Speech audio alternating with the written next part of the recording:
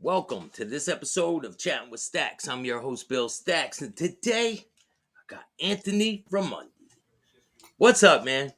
Not too much. What you doing, Bill? How have you been?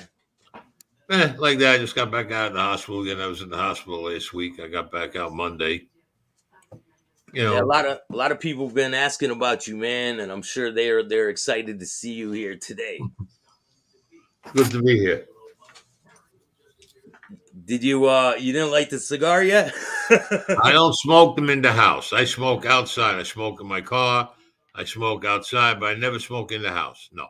So if you're out smoking a cigar and it's like halfway, and you got to go in somewhere, do you put it out and then? No, I just put it in the. I just put it in my. Well, it depends. If they have smoking in the place, I walk in with the cigar. If they have a smoking area, I walk in with the cigar. If not, then I just get the cigar and I just put it in my ashtray and it goes out. But if I'm going to meet somebody outside the restaurant and we're sitting outside, I take the cigar with me. I keep smoking. Shout out to Gianni. What's good, man? Shout out to everybody that's watching. Make sure you hit the like button. So today's the anniversary of the commission trial. Right. Do you know where you were when all that was going on? Yeah, I was in let me think, I was in Lewisburg prison. So you know a lot of these people who were involved with the commission trial, right? Yeah, well, I stood with Carmine, Jerry Lang, Ralph Scorpo. We all stood at the Diplomat on Carroll and 3rd. There's Jerry Lang. So I'm gonna get a picture of where you used to be at. Yeah. Well, the building don't look like that. Don't look like it did. I can tell you, I'll describe you what the building looked like when you show it. Yeah, it doesn't look the way it did when you were back there. in the 80s, no.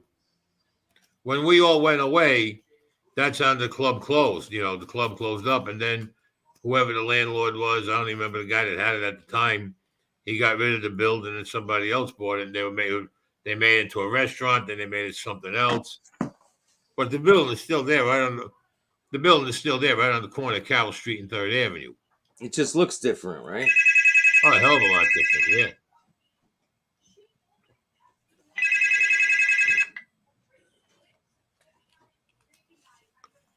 yeah. Answer. Maybe it's Liz.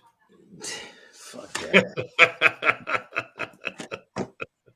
Nah, I got one of these internet numbers. So if people want to call in, they could call in. I got one of the internet numbers, and cool. You know, put it up. Rambino, what's good with you, man? Haven't seen you in a while. Salute to you. Thank you for the $5, man. I really appreciate that. You know, once you get a brand new number, like a text now number or something like that, all these phone calls come in. The people you don't know. Yeah, right. You know what I mean? That'd be crazy. Hey, probably. So, I wanted to talk to you about some of these people. They go on some shows, say that they're made men, and that, but they never had the okay from the higher ups in the family. So they would definitely need higher ups from the bosses to get. Here's what it turns out to. Look, you're with a crew, and you got your captain, all right, your skipper. He proposes that he wants to have you straightened out. He goes to the boss. The skipper himself, the captain himself, cannot make you. No how, no way, impossible. He cannot. He's got to get permission from the boss, or whoever the acting boss is. If there's a break in the family, what happens then? All right, if there's a break in the family, if you are on the side of the boss, they can still push it through, but there's a whole process in it. It ain't that they just say, okay, I'm going to make him the boss of J and you make him. No, it don't work that way. That's a lot of nonsense. In my Yeah. day, that wasn't like that. Maybe they do it now differently, but not back then. Not back in the 80s and not even as far back as the early 90s. Never happened. It never happened. But this is the way it goes. You're with somebody. You're an associate, You there's a lieutenant, there's a captain. The captain wants to propose you. Captain goes, see who he has to see, the boss. Says, I want to propose Bill Staxx to become a friend. Well, what does Bill do for us? Bill does this, that, and that. Okay, fine. Now they take your name and they pass it around the family because there's guys in the family who do not know you. There's guys in the family that you never met. They pass your name around asking, do you know him? No. Okay. Do you have any problems with him or did you ever have any problems with him?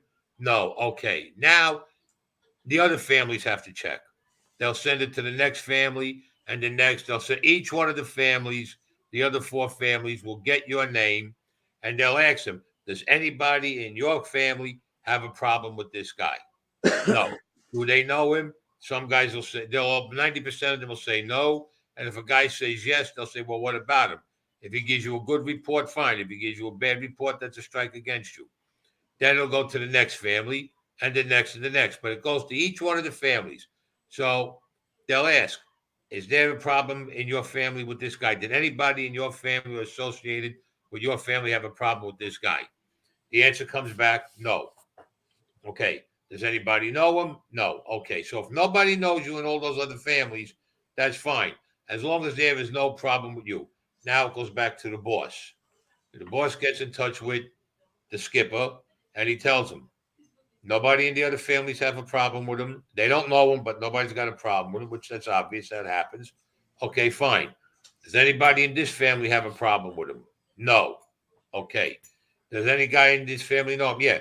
We know him. They know him. Guys on the other side of the family with other skippers don't know him. Okay. They'll bring the name over there. Do you have a problem with this guy? No. Everybody in the family says there's no problem with you.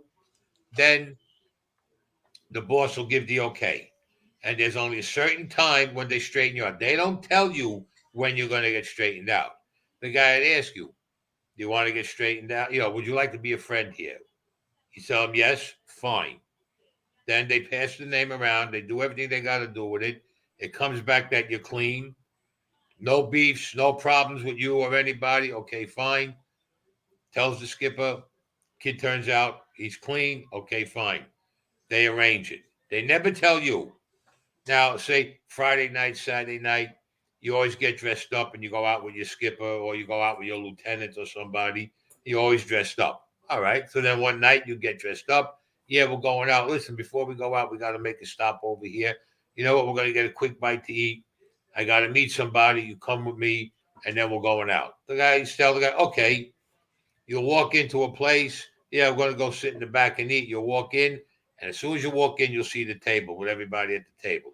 Then you know that's what's going. You know what's going to happen. But when you get called in, and you're in there, and the boss is there, Ah, shit, we got technical difficulties, people. Just hang in there. It will be right back.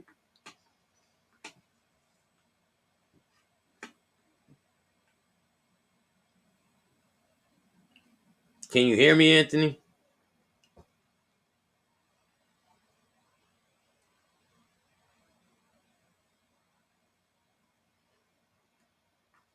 Bill, you there? Yeah, yeah. Yeah, I went out. I blacked out with the thing. I hit the friggin' button by mistake. Can you see me or no? No, I can't see. You got to hit the camera button for that. Let me see where the camera button. Okay. All right, I'm back. All right. What was it So, like? so Now, what would happen if? let me finish, Bill. Let me finish what I was saying. So Friday night, Saturday night, you always go out. You meet your lieutenant, you meet the captain or whatever. You go somewhere, you meet them. You're always dressed. You're always dressed with like a nice suit or whatever.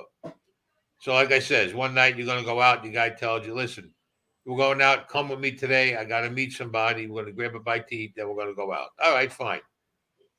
You go with the guy. You walk in the room. You see the table. and you'll see your skippers are sitting there.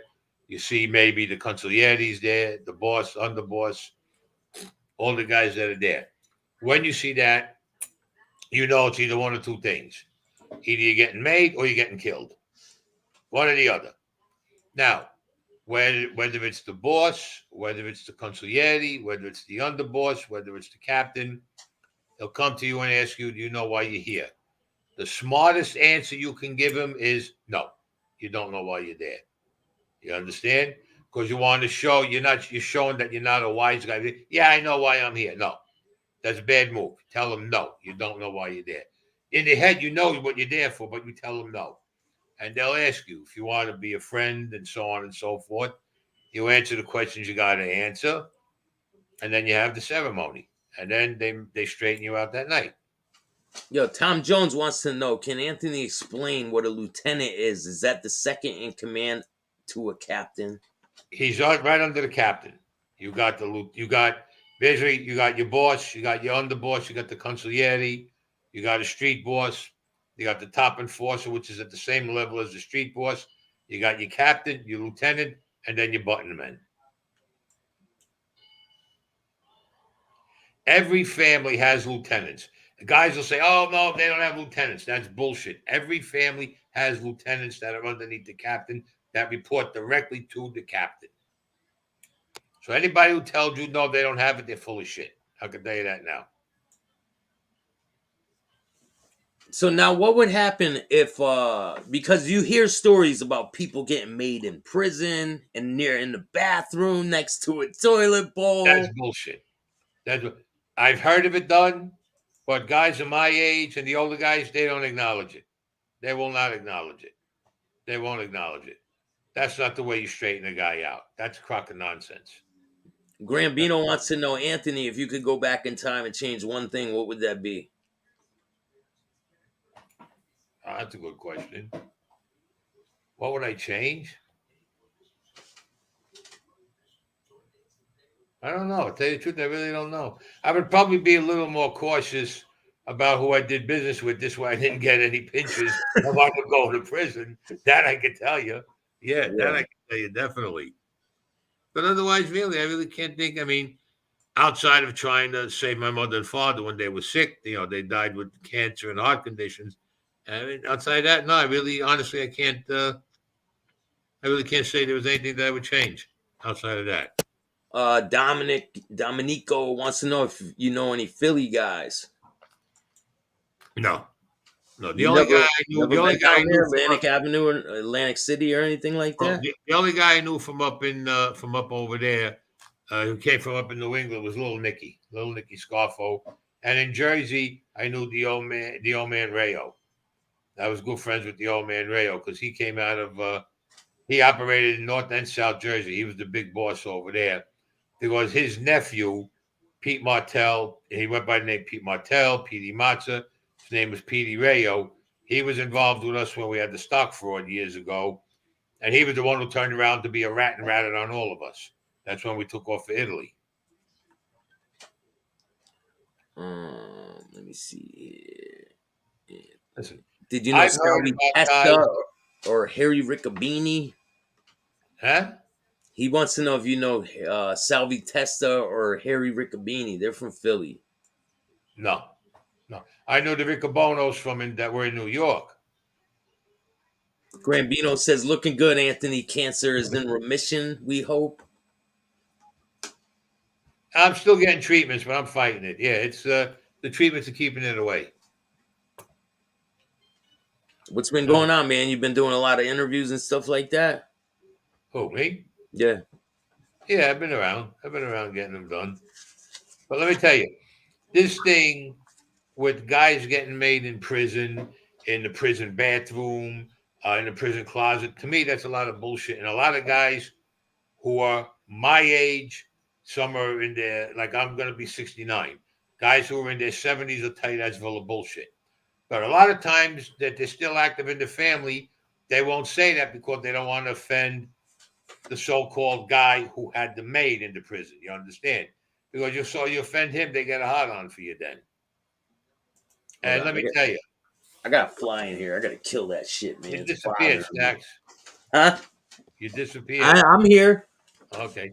Now, and then there's guys that said that they got straightened out, but they never had anything where they, stuck their finger or cut their finger for blood, and that's nonsense. If they don't do that, that's not being made. There's a certain thing you got to do for that. Yeah, like if you don't do certain things, like if you don't go through the process of getting made, like the whole process, then I we don't. don't consider Does you that made. mean that you're not part of it? Well, let's say if you don't go through the whole process, your skipper or your captain, he's the one who put you up. He'll say you're made. A lot of guys will consider you not being made because you did not finish the ceremony. That's a ceremony that's been around for God knows shit before my grandfathers were born. Let's put it that way. You gotta go through the whole thing. You gotta go through. There's guys who said, "Oh, I heard one guy say, oh, they didn't have a pin to stick my finger, or they didn't have the knife to cut my finger." That's fucking bullshit. Excuse my language. That's bullshit because the ceremony would never be done. It could never be. It could never. It's not completed. It's not completed. No way. No way. It's not completed. And like I said before, a lot of guys my age or that are a little older that are still around because we're considered dinosaurs. Hold on. Let me get this. Hold on. I'm doing a show now. What are you doing? All right, wait. You're going down. Hold on, Staxx. I'm on with my friend. You're going to. I'm going to put you on speaker. Yes. Hold on. We got William Steele. Wait, hold on. Wait, Staxx. Hold on. I'm talking to my agent. Go ahead. I know. Handle your business. I got William Steele. Bring him on. Oh, go ahead, Huxley. So talk. What's up, Anthony? Staxx, what's going on? Good, Will. Good. Yeah, I'm doing a show with Staxx and William Steele right now. All right, enjoy. I'll call you. I'll text you and call you when I get to the land down under. All right, let me know when you get to Australia because that's something I got to talk to you about.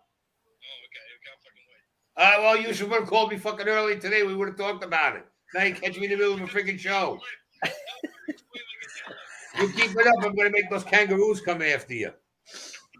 That's right. Hey, that's my show. Inmate to Roommate. Have a safe flight and have a good flight. Let me know when you land. Seriously. It's on tonight, 10 o'clock. A&E. All right, cuz. Bye-bye. Yeah, go ahead. Inmate to Roommate is on tonight. A&E, man. Go check it out. This is William Steele. He's from the show Inmate to Roommate. Listen, I just real quick, I did 18 years for nonviolent crimes. I write true crime books, this, that. Just before I get out of prison, they offered me a TV show on A&E. You got to follow it. Listen, and this show is only on episode 4 tonight. And in the second week, it shot up in the top 150 shows in the country. This show shot up as one of the best reality shows of all time. And it shot up to number 13 already. It's ahead of some of the biggest shows you've ever heard of. And like, I can't even believe it, man. I'm humbled. William. I thank you for my fans. I thank you for you guys for befriending me before I got famous a little bit. But anything, man. You know. William, I love this one where you're driving the car and the guy almost took a heart attack in the car. And then you turn around and fuck him. He don't know what he's talking about. How about this? When he was talking crap about me, I went. Yeah, I'll be right back. You guys handle your business. I'll be right back.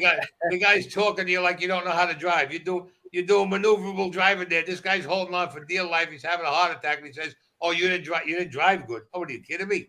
Right. I use my experiences, like, man, all the crime I've been through, jewel heist, art heist, wheeling and dealing, hustling from Vegas to all over the place, man. We all had our different little niches, but all this 18 years in prison for nonviolent crimes, I saw the light, and now I turn it around. I'm just trying to help people, man. I want to tell my stories on my true crime channel, official William Steele on YouTube, as everybody knows. I met you, Staxx, a bunch of other really good guys, and I'm really grateful, man, that you guys are letting me participate in this. He's trying to kill I don't fuck around with these guys. I don't fuck around, man. I'm taking them out. He's trying to kill a fly. Oh, okay. I put a contract on the fly, man. I'm going to give the contract to you, Anthony. Yeah, okay. I'm going to kill a fly. I thought the guy I was living with, when we were filming, you call him a bug, so you had the fly swatter for him, Yeah, man. You should have sprayed him with raid and see what would have happened. This one shocks him to death, man. Oh So yeah. it's pretty brutal. Unbelievable. Unbelievable. You got with that big thing for a little fly. Hey So, Dan, okay. Overseas Zip wants to know: have you ever heard of Danny Trejo? Oh, Oh, fucking please. I don't you even mean want to you get mean into Danny this. Garcia? Yeah, Danny Garcia. Right. Yeah. Yeah. I heard of him on YouTube. That's as far as it went. That's the guy who claims he knew my uncle. Meanwhile, he's saying he got the wrong family that my uncle belonged to. That's number one. Number two, my cousins don't know him. Okay. He never mentioned my uncle's other brothers plus my father, but he knows everything. But listen, we'll do a show on him if you want. I can say a lot of things that don't add up with him. Believe me when I tell you. A lot of Yeah, things don't add there's a up. lot of stuff that don't add up with a lot of people out there. No, but there's a lot that don't add up with him. All right, Yeah. seriously. And the Hey, guy, every time he's on the show, Will, if he gets mad at you, all he does is curse. All he says is prick, cock, motherfucker. That's all he says through the whole show. yeah. Curses at people. That's all he does. So this is your cousin That's Mac, Mac. Right, that's Hugh Mac. McIntosh. He was Carmine Persico's #1 bodyguard. He was his right hand man. And he baptized Carmine's son, Alley Boy. I remember those trash cans. They used to call them ash cans. Remember those? Oh, yeah, Ash Gay, yeah. Oh, Yeah. these cans? That's Oscar the yeah. Grouch cans, man. What you do when you got into a fight, you bang somebody in the head with them because they were metal, man. Yeah, you slam them over their back, They right? made a hell of a hurt, let me tell you. Even the So lids were heavy. I wanted to ask you, Anthony, when you're in that life, right, and people say they ask them to be inducted, right? What happens if they say, "Nah, I don't want to do it"? Well, 90% of the time, if you say no, they're just gonna chase you and get you out of the way. They're gonna chase you and off you go. And have you Like seen nobody people? will that Have day. you seen people getting put on the shelf? I mean, what? Have you seen people getting put on the Yeah, shelf? yeah, yeah, yeah. When they put you on the shelf, I mean, you still belong, but nobody bothers you really. They don't. You still see guys you talk to, but you're not involved in any business or anything like that. Oscar the They Grouch take you vibes, off. definitely, man. What? Sesame Street garbage can. Who's Anthony's mentors in life? Maya Lansky was one. My cousin Mac, my father, Big Alley Boy Persico, Jerry Lang, Scappy. These are the guys I stood with. My uncles, definitely. My Uncle Sal, my Uncle Joe, and my Uncle Nino. These were the guys that I followed. And my grandparents, my grandfathers, Antonio Luciano, and my other grandfather, Frank Casa, whose last name was, he was Frank Costello's cousin.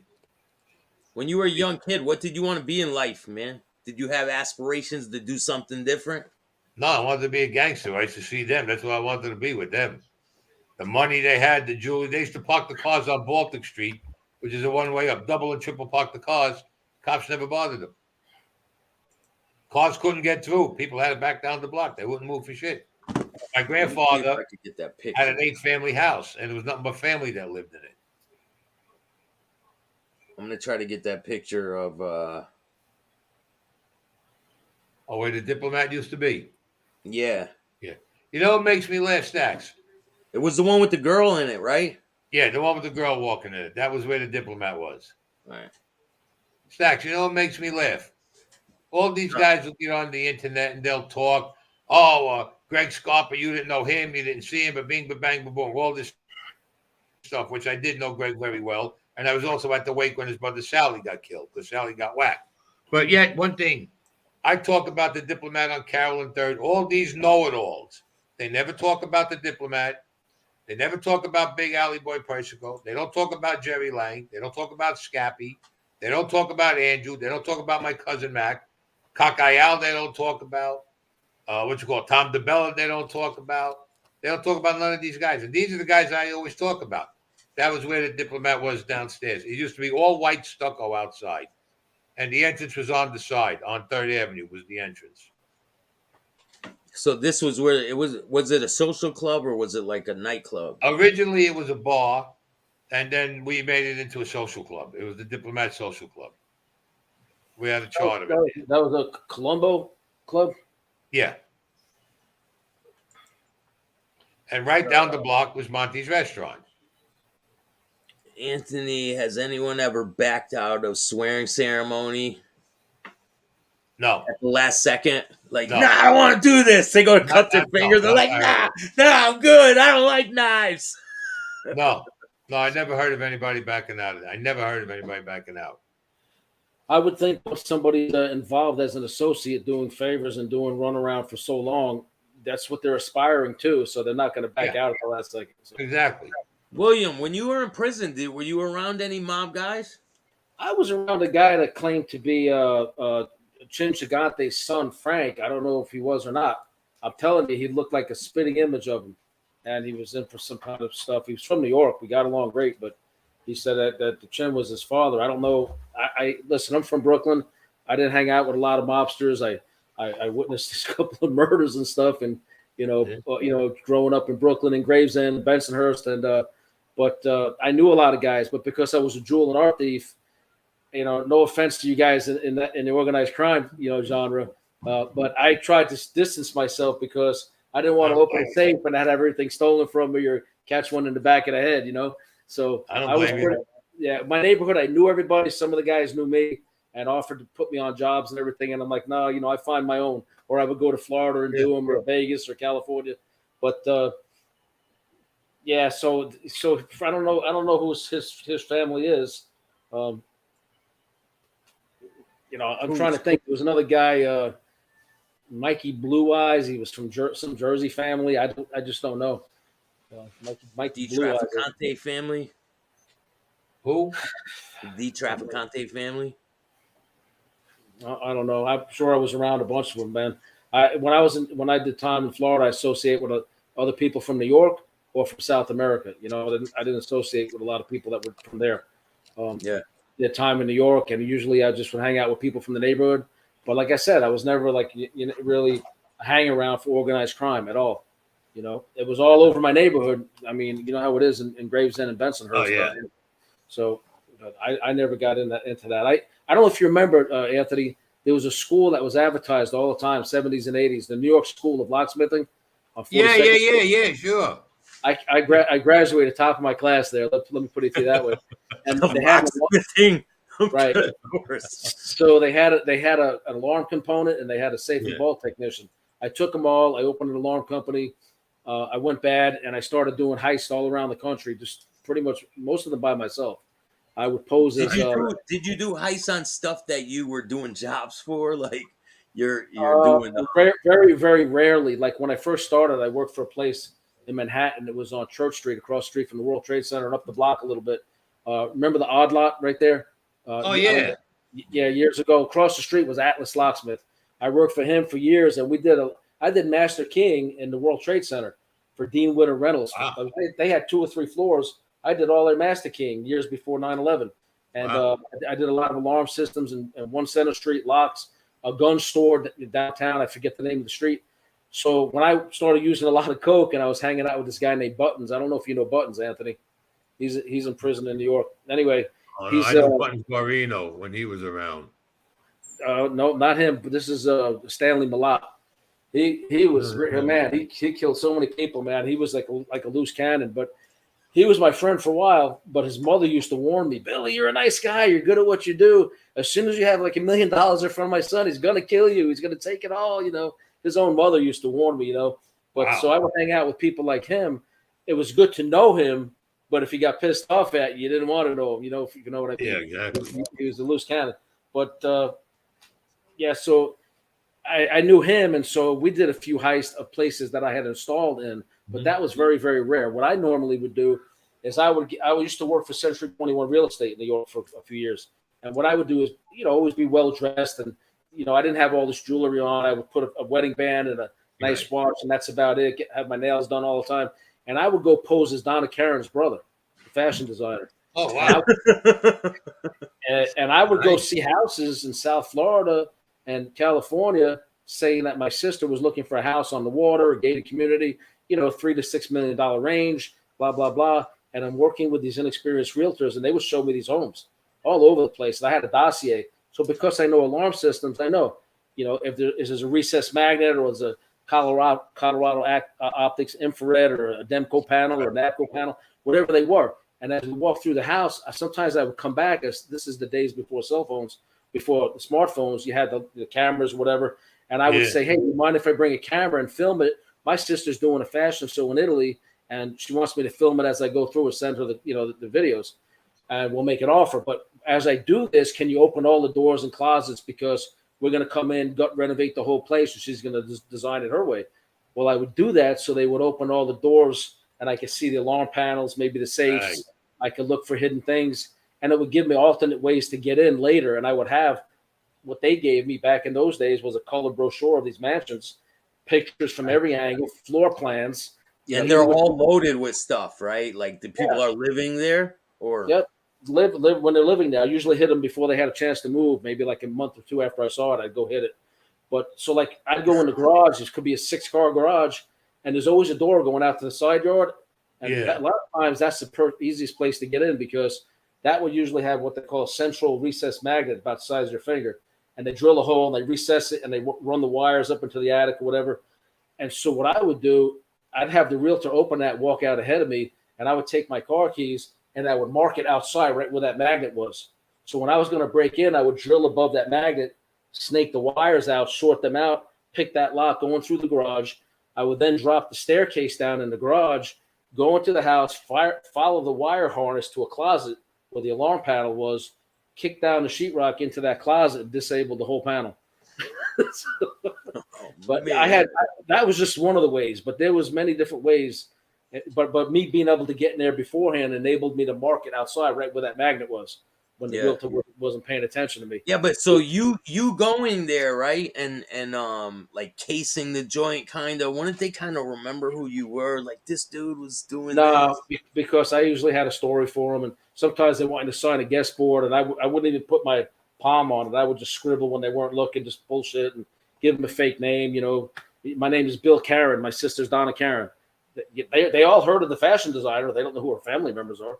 So, But, I apologize to her openly for using her name in that regard. But I did that for years and in other ways too. But that's how I would usually do it, just posing as a buyer. This was sometimes you can go in back in those days, and this is a warning to realtors, because on my channel, I have the misadventures of a super thief, the times where something went wrong. And a lot of times, a realtor will just let you in on an open house day in a $4 million house. They want you to sign a logbook and wander around, or they take you around. And then when I'd linger around long enough for somebody else to come in. So when they're asking me if I'm done, I'm saying, I may make an offer on this. As you're showing them around, do you mind if I just go walk through the garage and the downstairs real quick? And if they say yes, and I see them go out by the intercoastal, like in South Florida, everything's intercoastal canals. If I see them in Fort Lauderdale, Las Olas Boulevard, going out, taking them out to the dock, I'll run upstairs, go in the bedroom, take all the jewelry, Man, I've done that and left with $200-300 grand during an open house. Guess what? The people come home and don't notice it because I don't make messes. I just take it and I leave. They might notice it a day or two later when they're looking for their property. It's honestly a different time now for people who burglarize stuff. You can't get away with things nowadays. There are cameras everywhere. You don't get caught. I'm not trying to facial recognition and all that. So part of what I'm doing now is educating people, realtors and stuff, how to avoid burglary and home invasion and all that nonsense. Because I did it successfully, and there's ways around everything we're talking about, because I'm not stupid and I kept up on things, but I'm not looking to go backwards. I just want to rebuild my life. I lost too much, and I just want to tell my stories and help people, man. That doing anti-criminal things. I mean, you can. There's a business in that, Yeah, I have different groups wanting me to speak, like university. Notre Dame. I'm a few miles from Notre Dame University. Different groups want me to speak to kids and all that, churches. So I'm going to try to do that, try to help people. But people find the stories fascinating, like your stories are fascinating, Anthony. And, I heard a little of yours also, Bill. So, I think everybody in this group's trying to do the right thing these days, get away from the bullshit. Yeah, you got to stay away from certain people, man. Can't hear you. You got to hit the microphone, Anthony. Anthony, we can't hear you. There you go. Oh, it went back to mute again. Looks like the mute thing is up. How There it about is. now? Yeah, you're good. All right. You remember Now when we can- somebody told you before, would I have done anything different or whatever? Oh yeah. After hearing him talk, I should have become a jewel thief and an art thief. It would have been better. It would have paid off better. You're Probably. always off being a loner, man, because in the end, your partner is going to be mad at you. Tell a girlfriend she's going to be mad at him. She's going to sink Yeah. everybody. Everybody's telling on each other these days. Everybody's making a side deal. Oh, forget about it. Please. So you work by As soon, yourself. as soon as one of these kids hears, oh, you know, the FBI was by your house, they run to Manhattan and they say, I'll make a deal. They don't even know why the FBI went there. They might have been there. They asked them about somebody else, and they're over there making deals all over the place. I laughed when I was in prison. I was a law clerk, and they were talking about how this one's a snitch, that one.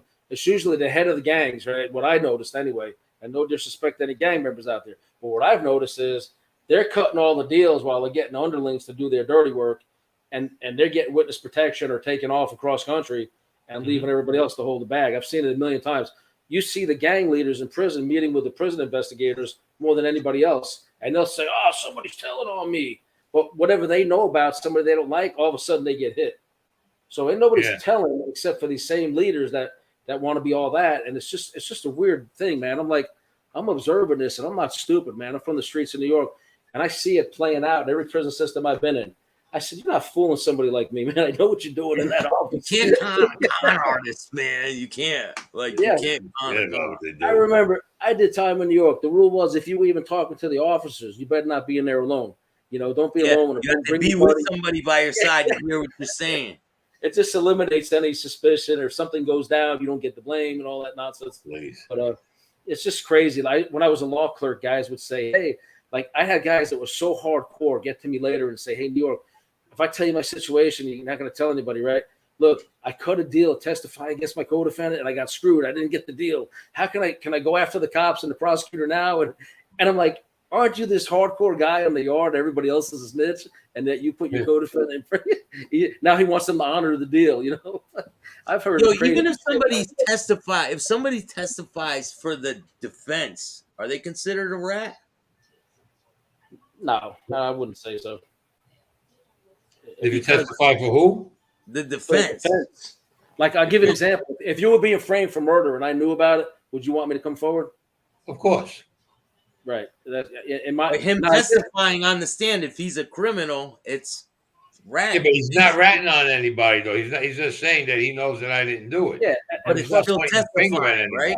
I guess, guys, like you were in a street gang and you were in organized crime. I guess according to your code of conduct, which is supposed to be ultra strict, it probably would be not the right thing to do. But you want to see an innocent 18-year-old kid go to prison for a murder he didn't commit? This, I don't know. But anyway, so they all say that. So my comeback to these guys were, then they call this one a snitch, that one a snitch. I would be a smart ass, man. In my Brooklyn best, I would say, you know what? As far as I'm concerned, 80% of you guys are snitching, and the other 20% wish you had something to snitch on. Yeah, really. So they're all trying Who are to get some out. of the most dangerous guys you've been around, Anthony? Most dangerous guys I've been around. I'll tell you the truth, I don't know, because mostly all of them. Well, you had this one guy. There's Bill Udaris. The guy came from up in New England. He was a Greek guy. He was the Greek organized crime. Billy had like about 40, 50 bodies under his belt. This guy. Oh, yeah, Billy. Nicest guy you want to meet, but this guy would take you out in a heartbeat. Then there was a guy I'll never forget. There was, what the hell? The guy that used to give the guys the flat tires. I'm trying to remember his name. Talk about the guy's name. How about the Iceman from Kolkinski from Jersey? Remember him? Kolkinski. No, not him. This was what the freak was this guy's name? It was the old man. I can't remember his name, but he came out of Philly, and his MO was he would. The fuck is going on with my computer? Hold on. Can you hear me? It's going crazy. Yeah. Yep. I think the cigar is giving you interference. Everyone's always telling him, light the damn cigar, man. Hold up. I just saw that motherfucker.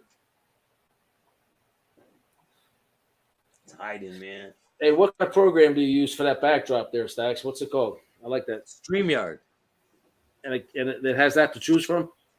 What do you mean no, it doesn't have this to choose from. But this is I put my own shit in there. So Oh, okay. this is not like it's connected to YouTube. It's a program connected to YouTube that you have a subscription to it, and you can have guests on and different things like that. Yeah, I think we have StreamYard. I don't know how to do these backdrops too good just yet. I'll tell you how to do it when I'm doing it like this, man. Everything's falling apart half the time. I'll be in the middle of the show and like my book poster falls off the wall. I'm just matter of fact, man. Everyone go out and check out this book. It's William Steele's book, Gasoline. Sensational and Impure. It's about my unfortunate relationship with Ghislaine Maxwell. Unfortunately, I did know her, and we messed around a little bit with her and one of her adult assistants. And I tell the story of pure hell that I went through in the Palm Beach mansion years ago. And so I figured when her went to prison, it was a good time to put out a book. But hopefully you got the link to the sales page in the description. But give it a read. I'm trying to earn an honest living. I appreciate the support, man. Thank you. Definitely. No more jewel thieving for me. You have a really good story about how we met her and everything. So go check that out. It's pretty interesting, man. My other one is about Robert Durst. I knew him ruining the show. Get off, yeah. He's ruining the fucking show. I don't know where he went, man. He's in hiding. He's on the fucking run right now. You hear that crazy thing? Yeah. You're gonna get me a copyright strike. Hey, you're gonna get it for that? Probably. Hey, that's from that movie, Austin Powers. I used to love that shit. I think it's funny, man. So that thing rings in public. They're like, what the hell? So on that, when you were on the TV show, what's some of the things that you can talk about, man? I think Anthony's phone died or something. Hold on. Yo. My TV show.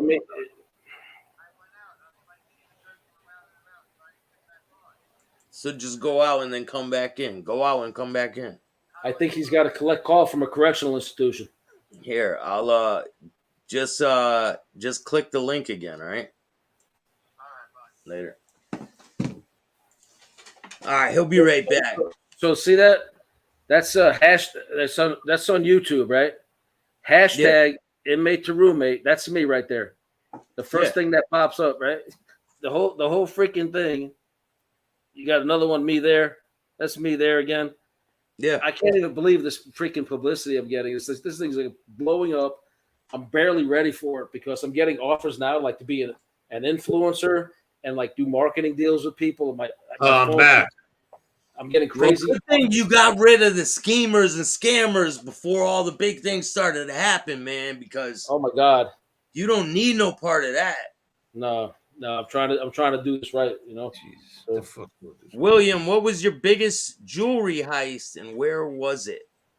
Probably close to, if put it this way, I have a couple of answers for questions I don't want to answer, which is if I told you I'd have to kill you. No, just kidding. Well, the other one is I can't hear you. I got something in my eye, you know. Yeah. So my biggest one was probably about $4 million in cash, jewelry and artwork, all told. By the time I cashed it in, I probably had about $900,000. So, but it was value. Go check out Anthony's book too. When the bullet hits the bone, the link is in the description of this video. Great you got book. part 2 coming out too, right? Soon. What? Part 2. When's part 2 coming out, man? If everything goes good, I should have part 2 out hopefully between March and June of next year. I'll have it out. Who's your publisher, Anthony? I was using Page Publishing for the first one, but I'm trying to see if I can get another publishing company to pick up book 1 and then I would give them book 2 also, and then I'll give them the book I'm going to do on my father. I could show you how to do it and keep just about all your royalties. We found a couple of ways to get this done, like really, really fast, and the book's always available. You don't even have to keep an inventory. So, Sounds good. give your agent a shout out. I'll probably be looking for an agent here in a minute. Well, I'm using Page Publishing. No, I mean that's the agent you're talking about that gets you like your other deals. Oh no! That Page Publishing, I had gotten that to one of the attorneys, Richie, what's good with you, man? and then it turns out that I knew one of the guys in Page Publishing, one of the owners, Right. because he was hooked up with the Chin. It was a relationship to the Chin, and he had Page Publishing. But once I read your book, even before then, I'd like to have you on, and then after I read it, I'll have you on a second time. Yeah, okay. Let me know whenever you want to do the show. I'm ready. I'd like to have you on Staxx too to tell us the story how you changed your life around. Definitely, man. 100%. Yeah, definitely I'll go on. I got no problem with that. Yo, have you ever been caught red-handed in someone's house while they're home? More than one occasion. Can you explain one of those to us? Huh? Can you explain one of those to us? I used to be a lot lighter, and I was extremely fast. I could get through anything, climb anything. Generally, I wouldn't do things at nighttime, but this one time I did. And what I usually do is prepare an exit in case somebody, gets up or comes home or whatever. And this particular guy opened the door, and just as I was unlocking his front door to get my exit ready, and I didn't even realize this guy was home. They were supposed to be out. And there's a guy with a pistol in his hand, his bedroom door, and he's butt naked. Oh. And I flew. And all I remember is him shooting at me from behind as I ran to my car. I had a stolen car hidden on somebody's lawn. It was a high-end luxury area in South Florida. Wow. About 2 o'clock in the morning, and his homeowner was shooting at me, trying to kill me. And so that's one time. That's one time. You probably went to the next one right after that. Do you remember those guys down in Florida, those wise guys? They used to call themselves the good old boys, the Italian guys that had the southern accent. They're supposed to be organized crime guys. No, didn't hear about that. I'll go back in down like Fort Lauderdale, Oakland Park area where we had the bingo parlors. What year was that? Going like 77, 76, oh, 78. Well, the bingo and all that. You're talking about like Sunrise Boulevard, Oakland Park. You had Pete and Lenny's back in those days. Remember Pete and Lenny's? Yeah. And we had a bingo parlor in Oakland Park. We had the bingo parlor. It was upstairs. Right. Bingo parlor's upstairs. And right next to it, there was the Tahiti room. We had that place, the topless joint. Well, the women would go upstairs and play bingo, and their husband used to go in the topless joint. If you go back that far, and that upstairs bingo hall, was it on Oakland Park or Sunrise, something like that? Oakland Park Boulevard. Well, and then I remember there was a deck. I was in there a few times. My brother-in-law used to help run that place. You might remember Dennis? He's from Avenue X, Cordelillo. He's deceased now. He used to help run that place. No, not familiar with him. Yeah, my cousin Anthony had it. My cousin Anthony had it. Was he a short guy who did time for counterfeiting? No. He went away for murder. Okay. He killed his partner. Okay. Meanwhile, there was a tape recorder going when he killed his partner. Anthony, I remember that. I remember that. That was a big case. It was on 60 Minutes because the issue, I was a law clerk, so I was interested in this. The issue was, is it admissible if he didn't know he was being recorded? Right. The guy was recording it when my cousin went in. He got the argument. You hear my cousin shooting him, and you hear the guy dying. His name was Anthony in Serrano. Yeah. Yeah, I do remember the case because Florida is what they call a two-party consent state. You can't record anybody without both parties' permission. So in the case he's talking about, the guy who didn't really trust the guy walking in put the recorder on before he walked in. They had an argument. He killed him. And so the admissibility of that came into question. I think it was upheld because if you feel your life's in danger, you're allowed to record even in a double-party consent state. Yeah, well, he went away for it. He got 99 years. Right, and I don't think he won the appeal on that issue. No. Did he die in prison? Yeah, he died. He got out. He got out. When he got out, he died. He died about a year after he got out. Oh, that was crazy. Huge. Imagine having a 99-year sentence, man. Well, he did like 30, just about 30 years he did. And then they let him out. because now he's getting old, but then he got the cancer and then he passed away.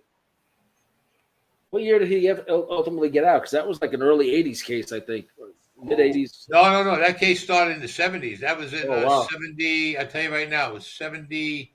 I believe it was 79. I believe it was 79. I remember because there was a ton of publicity about the admissibility of that recording. So. Yeah. And he did 30. He did 30 years on it. He came home. He was in his late 70s. He was about 78 when he came home. He was out for about a year, and then he had the cancer, and then he passed away. Yep. My era going to Florida on and off, like Fort Lauderdale, Miami, was all late 70s, mid 80s, and I went in and out of prison. But Bill, back we then, had we had the Parkville bingo parlors. They were. I forget the name of it. It was so long ago. I was probably only I was very Parkville young. bingo parlor. That was one of the places we had. We had two places out there. One of them was I might have been about 20 years old back then, 21. So I was real young. So, but I've been there a few times. Back then, I think they had Pete and Lenny's Studio 51 by the airport. Was it by the airport? No, that was City Limits by the airport. Right. And then you had Christopher's. Yeah, Christopher's nightclub. Right. September's was another one. That was my friend Jimmy's. We had it on Marco Island. Yeah, I don't know about that, but I know they had one in Fort Lauderdale. It was nice. I didn't know they had one in Fort Lauderdale. We had one in Marco Island called September's. Right. Club September's. We had it over there. There was me, there was Jimmy, and Stevie Mancuso, who got whacked from Frankie Sparaca killed him, his best friend. So what did I tell you? And we had it on Marco Island. We had the club. Right. Yep. They always use your best friend, right? Well, Frankie went away, and then he ran it on Alley Boy Persico. That was his gumbada, the young Alley Boy, Carmine's son. He ran it on him. Frankie Blue Eyes, they called him. But his real name is Frankie Sparaca. Yeah, today's the day of the today's the anniversary of the commission trials of the convictions of everybody. Yeah. They all got 100 years, man, in prison. Oh, yeah. They all died in prison. Talking about Everyone. Giuliani prosecuted all that, right? Yeah. You know, Giuliani's father was a half a wise guy. And now Giuliani he's been Hey, rocking Jerry with Lang. them from day one, man. Hey, Huh? you remember the heroin case in the pizzeria on I think it was Avenue U in Brooklyn? There was a lot of heroin in the urns from Italy. Yeah. Remember? Oh, yeah, the pizza connection. Yeah. Listen, I was so stupid back in those days and really good at what I did. That was like 3 blocks from my house. And I don't even know how, I'll admit this now because it's 30, 40 years later. But if I knew it was there, I was picking those locks, taking it, and saying, I don't know what happened. Yeah. I'd wait about a year to put it on the street somewhere else. Yo, this dude BT asked Raimondi why Barry chased him out of Coney Island. Oh, Nobody ever chased me out of Coney Island. This is the same moron that said he chased me. That same moron said me. Then that moron said somebody up in Rockaway chased me. This guy's got no life. He's a moron. Who was he That's the talking same about? guy. Barry Niccolo? Yeah. Okay. The guy's a friend of mine. He's a friend of mine. That's number one. So this idiot doesn't even know what he's talking about. Right. He wants to try to make 5 minutes of fame. There's a lot of those out there, man. You got a lot of them. First of all, I have my concessions in Coney Island. I was on Jones Walk. And what happened, I had it with the city. The city took it away from us and gave it to the guy that opened up the new what you call it thing there. I forgot the Italian guy's name. That opened up the place. They opened up the new not the Wonder. They opened up like the new park and everything over there. I can't remember the Italian guy's name. And they did all that. That's how we lost it on Jones Walk. But I got something going down there now. So this guy don't even know what the hell he's talking about, please. Hey, 7-Eleven Mike, I'm not even going to dignify that with an answer, man. You probably already know the answer to that one. What? 7-Eleven Mike. Well, what did he say? He's just talking shit. People I don't want to bring up their names around here. There's just some people who are trash, man. They deserve to be right where they're at. Like, they could stay over there. Like, I'm happy where I'm at in life, and I don't need to be around dirtbags, These guys, they opened up the new Luna Park. That's what it was. And they took part of Jones Walk, and the city gave it to them. Zamperla, that was the guy. Zamperla, the guy from Italy. They did the whole place. They bought Astro Land. They took that and they gave them more property, and then they gave them our property on Jones Walk. They gave it our side because they could walk right in. That's what it was. What, it was a dispute over land and shit? No. The city owned it. And what happened when Zamperla bought out Astro Land Park from Carroll, they wanted more land. So they gave them, when our leases expired, they gave them our side of the property on Jones Walk.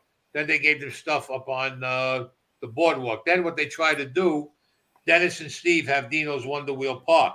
They try to get them out on eminent domain to give it to Zamperla. Dennis and Steve took it to court. They says, first of all, the Wonder Wheel, you can't move it. It's been there 100 years now. Well, back then it was there like 80 years or 90 years. And if you take it apart, there are no plans to show you how to put it back together. That's the way their grandfather designed it. Then they had the property on the boardwalk with the kiddie park. They tried to get that. They couldn't. Now Dennis and Steve just bought new property. They put up a big roller coaster. So the city was trying to do all that. So these guys that talk that this one trapped me, this one, yeah, okay, you keep talking, pal. You, first of all, you wouldn't even know what the guy looked like if he walked up to you and cracked you in the head. That's number one. So, you let them talk. Listen, man, there's been a lot of the people that talk and run their mouth. I've seen you on street corners waiting for people, man. Oh, you see that? I went live waiting for them. All the tough guys. I'm going to get you. Oh, I'm here. And I went live. I'm here. Come on, come down. And they never showed up. Of course. So they want to talk. And listen, I'm in the hometown. I'm always in. Listen. I'm in the hometown where I was born and raised, and I ain't going nowhere. You got something to say to me? Come Right. stay. Like I said, I don't bother nobody. You want to talk, you talk your mouth. You're all telephone tough guys, internet tough guys, keyboard tough guys. I don't threaten nobody. I don't bother nobody. You want to talk about me? Hey, go ahead. You want to try to threaten me? I'll come to my face. Simple as that. Come to my face. That's simple. I'm not saying anything. Come to my face and then do what you're going to do. But they all want to talk because they want to make their 5 minutes of fame. And you've seen it happen more than once. I traveled out to L.A. I went here, there. These people never showed up. Of course. Cowards, man. Cowards. You know what I'm saying? All they do is talk shit and run their mouth. And then they did. And that other little kid that was always talk bad mouth to me, I called him out, 7 times? Meanwhile, he never showed up now. As somebody said, he's not on the internet anymore. He's not on YouTube anymore. He's probably hiding out, or maybe somebody clipped him. Who knows? That's the guy that I found out that they call him he was the Queen of South Beach. yeah. I remember that. And up in Atlantic City, I'll make you laugh. He's in Atlantic City. He's up in Tropicana. I know the people there. I'm talking with the guy. He goes, I know the guy. He goes, that's the fairy princess of Atlantic City. And I even told him that's what they said he was. Get in the bathroom, man. What? To the bathroom you go. The people they get stupid. What are you going to do with these idiots? Hey, man. You could go scrub the towel with the rest of them. I find this amusing. Keep in mind my position. I just did 18 years for nonviolent crimes, right? Right. I get out a year ago. I got a TV show. I got true crime books. I'm starting my channel like you guys are doing, right? Yeah. And everybody I'm meeting has all these different issues with each other. I'm like, wait a minute. I have this huge, almost 20-year gap in my life where back then and before then, if everybody was talking shit about each other, it would be dealt with and people would be dead. Definitely. And now it's like everybody's just gossiping, like you said, behind a keyboard. That's all you see on YouTube. They all gossip about each other, call each other names. Like here, you had this kid. But it seems like most everybody's trying to change their life. So why introduce all that, that drama, that picturing? I'll tell you, I believe hey, can we all get along, to some degree? Everybody's out to do the same thing. A lot of us, myself included, in the past, not so much now. Right. Everybody exaggerates or fudges or this or that. Yeah, of course, it's part of our past. And then you call somebody out on this. Guess what? I look at it like this: you're very old school compared to a lot of other guys and me. and you had a different circle from a different thing, and everything everybody was doing those days was very secretive. So Okay. how would everybody know what the frick you were doing? I'm gonna make you laugh. I'm gonna make you laugh. Some guy writes to Staxx and says Larry Mazza doesn't know Anthony, so Anthony wasn't on the street. First of all, I never met Larry Mazza. Larry said he was around Greg Scarpa. Okay, fine. That's his thing. I never saw him. But yet, like I said before, when I talk about the diplomat on Carol and Third, nobody ever says anything about that. They don't mention Ali Boy. Any of the guys that I mentioned that I was with, that were my mentors, that were my skippers, my bosses, that had me straightened out. When I mention all these guys' names, nobody ever comes back and says, oh, he wasn't there. All they say is they keep bringing up Greg Scarpa and Larry Mazza. That's all they do. That's all Shout they out do. to Wise Guy TV. Go check his channel out, man. He's got a great show. I never heard of it yet. I'll check that out for sure. I'm trying to find them. I'm trying to find them all.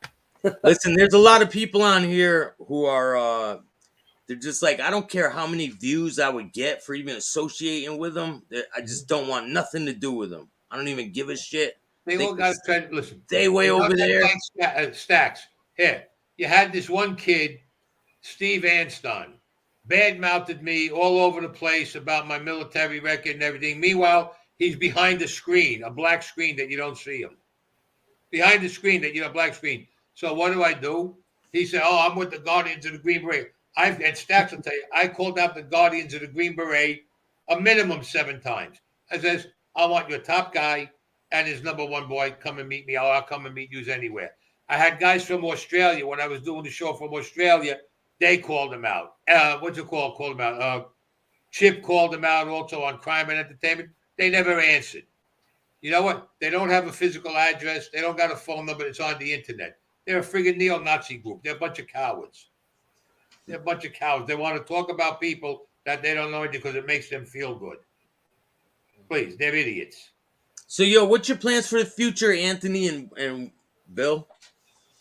Well, yeah, Bill, I'll make you go first. My plans for the future, it's pretty crazy. I just got a TV show that is blown up in the ratings. I'm getting crazy offers. My books are starting to sell really well. My plan for the future, I got 3 tentative movie offers just in the last week alone. Nice. Yeah. So it's like that. And I'm not bragging on myself. I'm really humbled by it, man. And I appreciate all my fans. And I'm grateful to God that, me trying to do the right thing, man, is really starting to work out. So that's my plans for the future. Just roll with what's going on right now. Tonight, 10 o'clock, it's on again in episode 4. Yeah. Inmate, A&E. That's my plans. To watch that in about another hour and a half. Yeah. Cindy B wants to know, do you still have your military gear from when you served? No, I got my dog tags. I got a couple of things like that. I have my dog tags and stuff. I still got my tags. Matter of fact, I got my tags hanging. I hang them from my rearview mirror of my car. So what's your plans for the future, Anthony? I want to get the rest. I want to get book 2 out and book 3. And then I'm hoping that I can get some type of a deal either for a series or a movie or something on it, especially about the story about the Pope.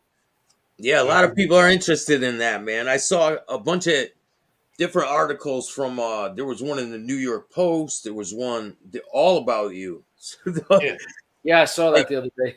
Why would these big ass, if the shit ain't true, why are they even talking about it, man? Listen, I was there when he died. I tell you know the story. I got it in the book, but I didn't kill him.